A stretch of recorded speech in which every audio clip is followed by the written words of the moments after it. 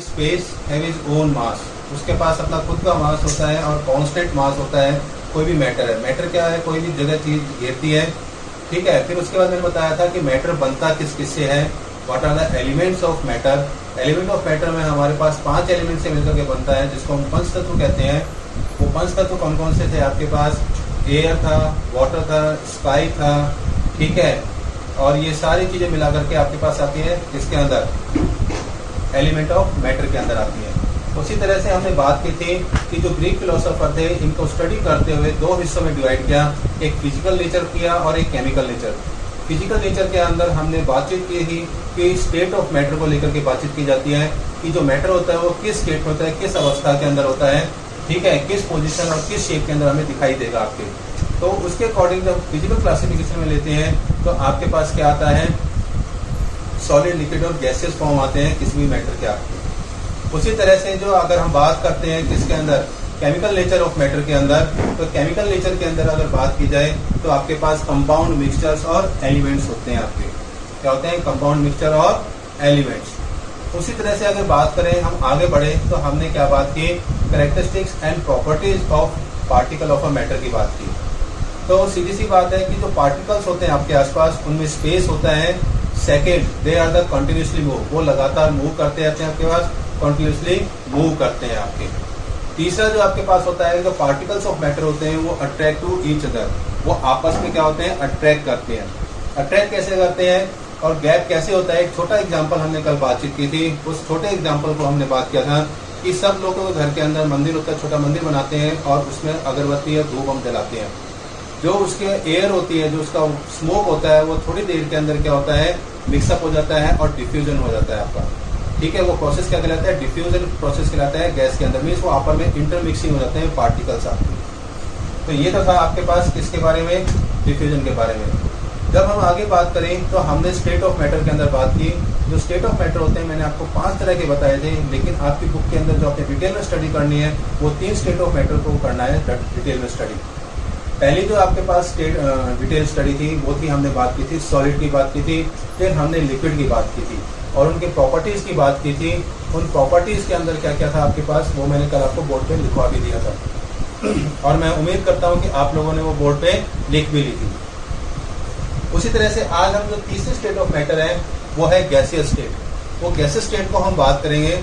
जिस भी स्टूडेंट ने, जो मैं बोर्ड पे लिख रहा हूँ, नोट करना है तो सबसे आसान तरीका है आप उसका स्क्रीनशॉट ले लीजिए और उसको फिर आपने कॉपी में क्या करना है, नोट करना है, ठीक है। और मैं कभी भी इस वीक के अंदर जितना मैंने काम कर, प्रॉपर्टीज ऑफ गैसियस स्टेट, देखो बेटा, जिस तरह से आपके पास सॉलिड और लिक्विड होते हैं, जो सॉलिड होता है उसकी डेफिनेट शेप होती है, लेकिन जो लिक्विड होता है उसका फिक्स वॉल्यूम होता है, और सॉलिड का भी क्या होता है आपके पास, फिक्स वॉल्यूम होता है।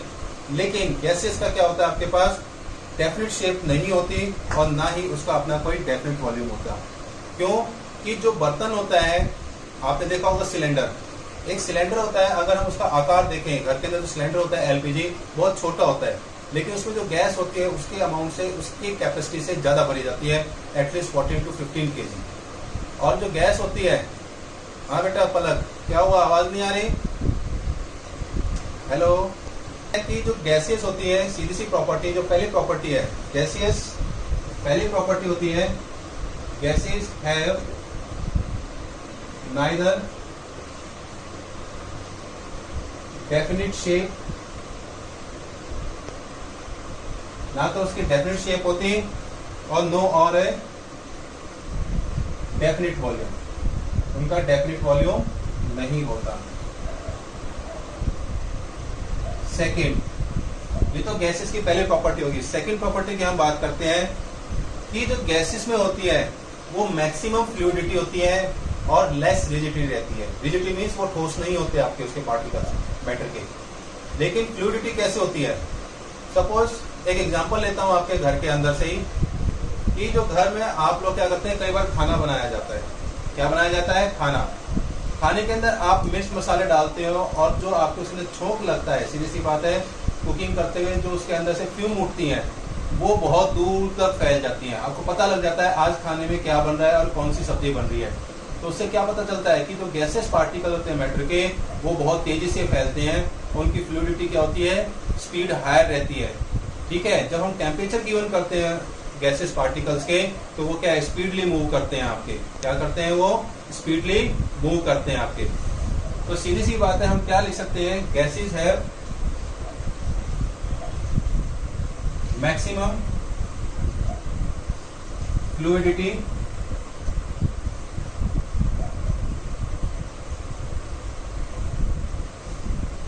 And less rigidity. Less rigidity होती है आपके पास। उसी तरह से third, gases have high compressible. Gas को हम दबा सकते हैं, कैसे, हाई कंप्रेसिबल होती है। फॉर एग्जांपल, जब आपका बर्थडे वगैरह होता है तो आप लोग बहुत सारे बैलून्स को क्या करते हो, अपनी हवा से, जो मुंह में से आप एयर ब्लो करते हो, उससे उसको भरते हो। जब आप उस बैलून को प्रेस करते हो तो वो फूटता नहीं है बड़े बैलून के अंदर। अगर बैलून छोटा होगा और बहुत ज्यादा आपने टाइट कंप्रेसिबल कर रखा है, मीन्स उसको फुल्ली अच्छे से भर रखा है, तो वो क्या करता है, फट सकता है। ठीक है, तो हम कह सकते हैं gases are highly compressible. Gases को हम हाईली कंप्रेसिबल कह सकते हैं। दूसरा, कई बार जब बाइक वगैरह हम स्टार्ट करते हैं तो उसमें से धुआं आता है। ठीक है, वो क्या होता है, जो फ्यूल उसके अंदर इनसाइड बर्न करता है, तो उससे क्या पता चलता है, हाईली कंप्रेसिबल फ्यूल है, जिसकी वजह से क्या होता है, व्हीकल आगे मूव करता है आपका। तो बेटा ये 3 प्रॉपर्टीज थी। उसके बाद हम चौथी प्रॉपर्टी की बात करेंगे, एनसीईआरटी में ही दी हुई है। वो क्या कहते हैं, gases have low density. Gases have low density. Low density का मतलब क्या कहता है कि जो पार्टिकल्स होते हैं गैसेस के, उनके अंदर जो वजन होता है वो as to compare to liquid और गैसेस की वजह से, और सॉलिड की वजह से कम होता है। ठीक है, इसलिए हम क्या कहते हैं उसको, गैसेस हैव लो डेंसिटी। ठीक है, लो डेंसिटी कहते हैं। ठीक है, per unit volume. For example, आप लोगों ने कोल्ड ड्रिंक वगैरह पी होगी, या ठीक है आप सोडा वगैरह पीते हो, तो उसमें क्या होता है, जब आप उसको ओपन करते हो तो फ्यूम्स, बबल्स बनते हैं। ठीक है, झाग बन के निकलते हैं, तो उससे पता चलता है कि जो गैसेज होती है उसकी जो डेंसिटी होती है वो क्या होती है, लो होती है, एज कम्पेयर टू लिक्विड और सॉलिड्स के मुकाबले। उसके बाद जो पार्टिकल्स होते हैं गैसेज स्टेट में, उनकी जो काइनेटिक एनर्जी होती है वो हाई होती है। तो फिफ्थ हम क्या लिखेंगे, the kinetic energy of a particles of gases are higher होती है आपके पास। ठीक है, और यह क्वाइट हाई आर हायर, वो बट ज्यादा होती है। क्यों कि जब हम गैसियस पार्टिकल्स को टेम्परेचर गिवन करते हैं तो वो बहुत रैपिडली मूव करते हैं, बहुत तेजी से आगे फैलते हैं। और कई बार आपने देखा होगा कि आप किसी मैरिज फंक्शन वगैरह में जाते हो तो आप क्या यूज करते हो, डीओ या परफ्यूम यूज करते हो, और जैसे आप उसका स्प्रे करते हो तो पूरे आपके रूम के अंदर क्या होता है, वो फैल जाती है।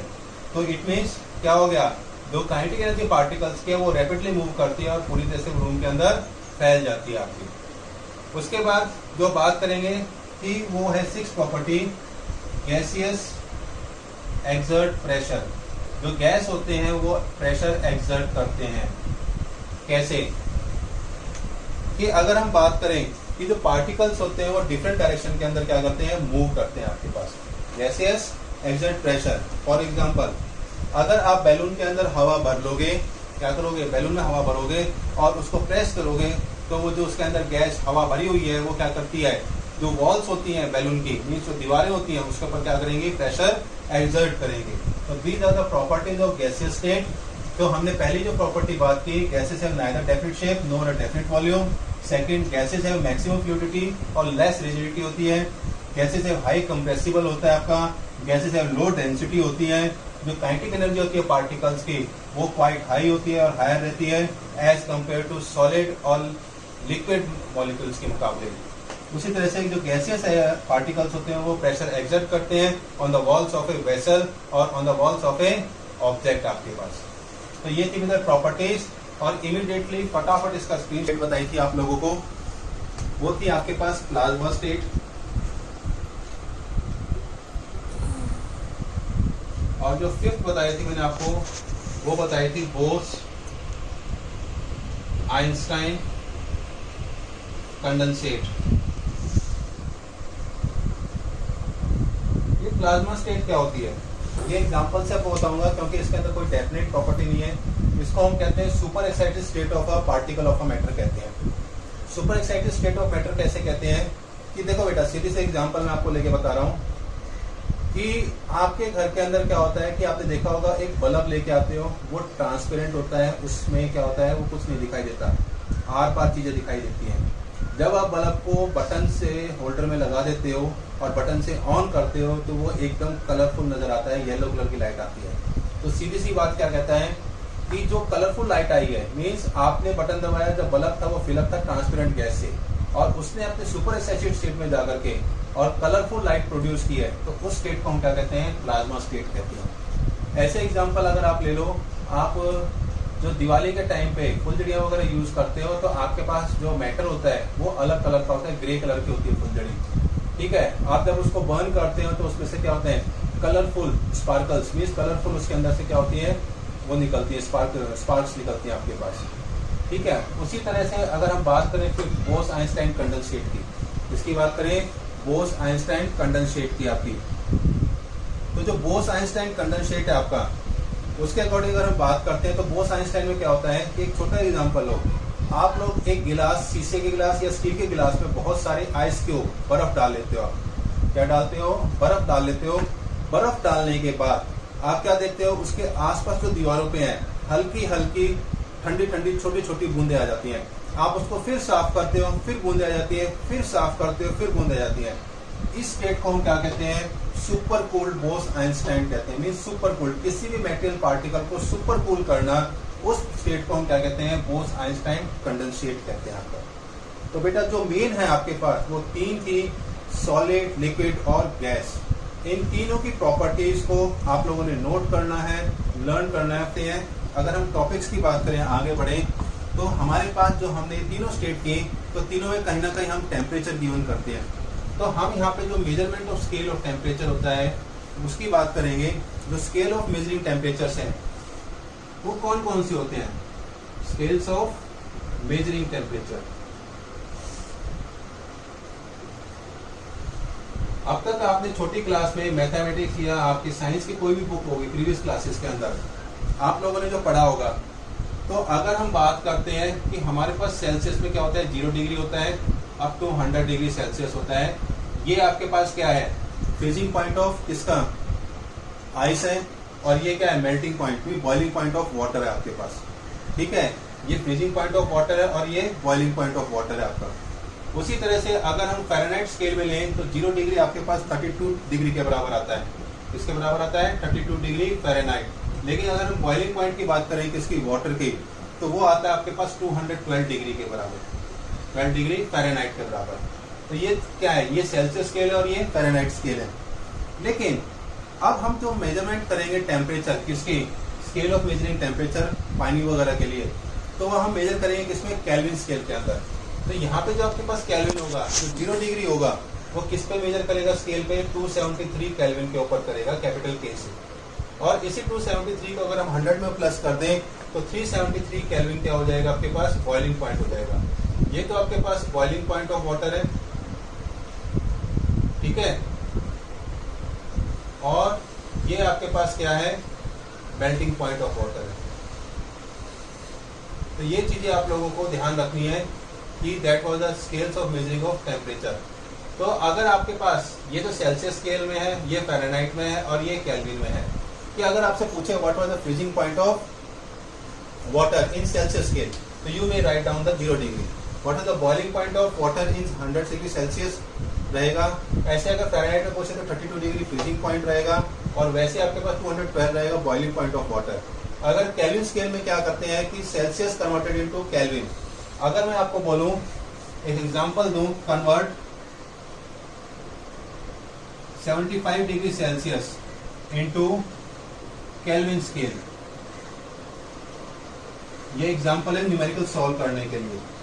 तो आप लोग क्या लिखोगे, केल्विन में कन्वर्ट करने के लिए, ठीक है, केल्विन में, तो 75 प्लस 273 ऐड करोगे तो आपके पास क्या आ जाएगा, केल्विन स्केल आ जाएगा 5078 348 केल्विन आ जाएगा। तो ये आपके पास क्या है, चेंज ऑफ केल्विन स्केल है आपका। ठीक है, तो मैं उम्मीद करता हूँ आप लोगों को ये समझ में आ गया होगा। Equal two degree Celsius plus 273 add करना पड़ेगा। ये जो आपके पास है ये फॉर्मूला है कन्वर्ट करने के लिए। और जो आपने सेल्सियस टू फ़ारेनहाइट कन्वर्ट करते हो तो फ़ारेनहाइट डिग्री के अंदर कन्वर्ट करने के लिए 9/5 डिग्री सेल्सियस प्लस में 32 करोगे आप लोग। ठीक है, अगर सेल्सियस दे रखा है तो आपने सेल्सियस यहाँ मल्टीप्लाई करना है, तभी आपके पास फॉर्मूला बनेगा कन्वर्जन करने के लिए स्केल ऑफ मेजरिंग टेम्परेचर के लिए। तो ये एग्जांपल था convert 75 degree Celsius into kelvin scale. तो जो सेल्सियस में है, सेल्सियस को ऐड कर दोगे 273 तो आपके पास केल्विन आ जाएगा। ये आप लोग नोट कर लेना और स्क्रीनशॉट ले लीजिए। जो बच्चा यहाँ पता है कि जो हम टॉपिक पढ़ेंगे effect of,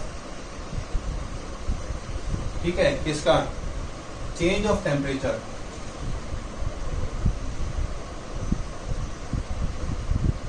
affect of change of temperature and किसका अफेक्ट पड़ना चाहिए, प्रेशर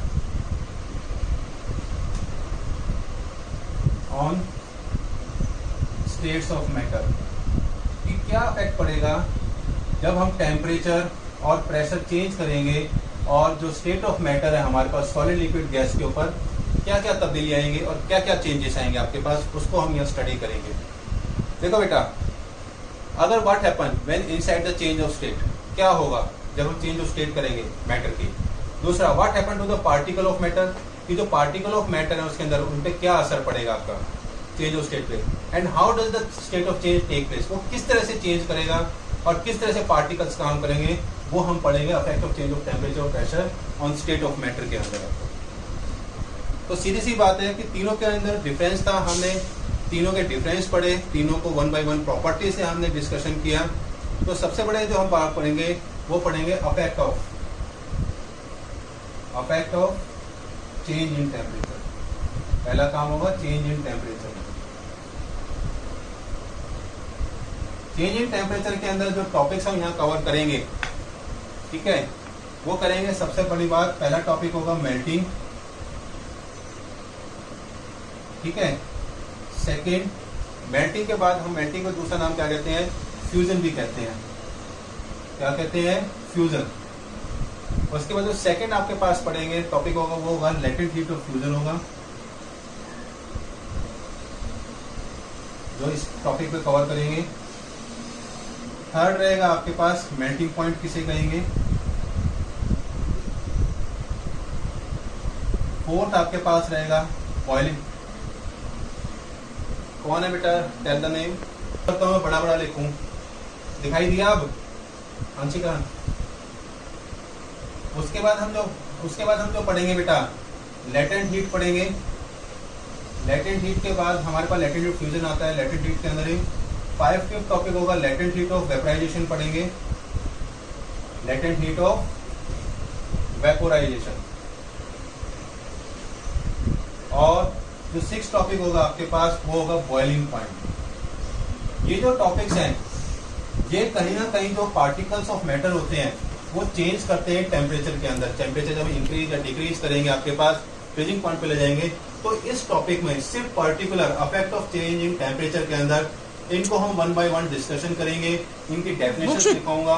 ऑलरेडी एनसीईआरटी के अंदर जो लास्ट एंड चैप्टर है वहां पे आपको क्या मिलेगा, ये कंप्लीट डेफिनेशंस मिलेंगे आपको। मैं कोई अलग काम नहीं करवा रहा, मैं सिर्फ आपको समझा रहा हूँ। आपको बहुत बारीकी से उस डेफिनेशन को समझना है। तो सबसे पहले हम बात करेंगे मेल्टिंग ऑफ फ्यूजन की आपके पास, ठीक है बेटा। स्क्रीनशॉट ले लिया बेटा सबने, कोई नहीं, 1 by 1 डिस्कशन करेंगे आप, उसके अंदर आप ले लेना। सबसे पहले हम पढ़ेंगे effect of temperature.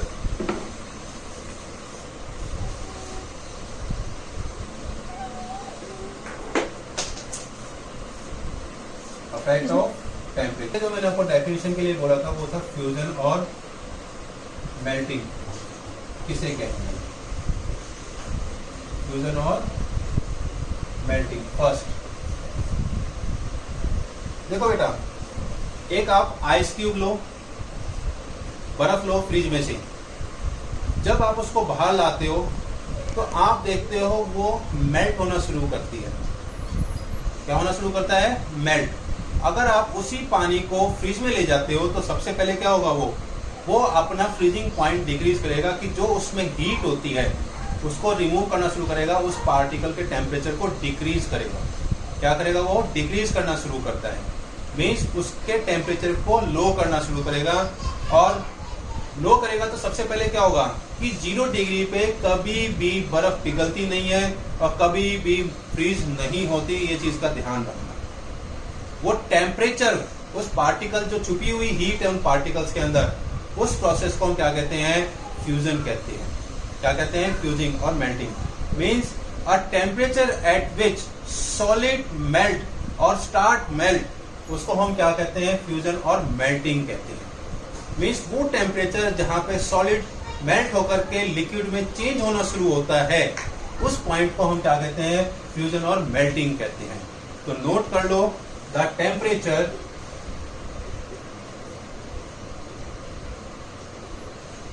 at which solid starts melts, solid start melts, किसमें, to become